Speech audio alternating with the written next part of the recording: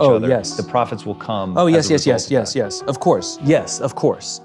People who are willing to give their blood, sweat, and tears make for better, more profitable companies. People who are only there for their own selfish needs and would be willing to jump ship as soon as they get a better offer, they're not the best people to help build a company for the long term. We can throw money at people which will last for a while, and you can make a company look successful for a while, but it doesn't mean it can last. We can't judge a ship by how well the crew performs in calm waters. We judge a ship by how well the crew performs in rough waters. And the problem is in good times we don't use all that extra money to take care of the people. You know, we use it to distribute, and then when hard times come, sometimes there's not enough padding, and the culture hasn't been fostered over that time. But that is the irony, which is when we lead with an infinite mindset, and the leaders that do lead with an infinite mindset have disproportionately more successful companies, more innovative companies, more profitable companies, all of which are strong enough to last for a very, very, very long time. And not because they just have the financial wealth to weather storms, but the company continues to grow and innovate and reinvent itself so that it's relevant in the face of new technology and changing tastes and politics in the world. So that is the great irony, but it has to be genuine, meaning to say that I care about my people because they're a means to an end. It's like we only like you because you help us make money.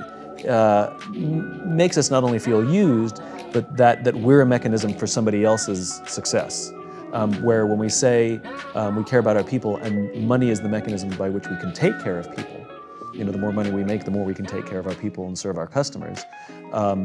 It has a profound impact on our desire to give more. Yeah, it's that's something that in founding impact theory, so I really learned at Quest, you're only as good as what you write down when you start scaling. And really having to crystallize it and put something down, it really does make your values insanely clear. And I started thinking a lot about safety and trust, which are two of like the big pushes in your book. And I'd love to know, like, what do you see as the difference between the way that safe is being used now as like safe space versus the way that you talk about safety in the book? Are they one and the same? Do you differentiate from a safe space? Like, how do you think about safety? It has all those definitions. I mean, we want to feel safe at work, which means we feel that we can be ourselves. It means that we feel safe enough to raise our hands and say, I made a mistake, or I don't feel qualified for the position you've given me, I need more training, or I'm struggling at home, it's affecting my work, I'm scared, I need help. And to say any of those things with the confidence that our boss or any of our colleagues would rush to support us. Because if we don't create those psychologically and sometimes physically safe spaces, but those psychological safe spaces, what we end up is with a group of people who come to work every day lying, hiding, and faking. They're hiding mistakes.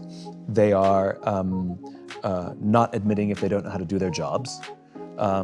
They will never admit that they don't know something for fear that it makes them vulnerable, for fear that it maybe makes them the weak link, that they'll find themselves on some short list at the next round of layoffs.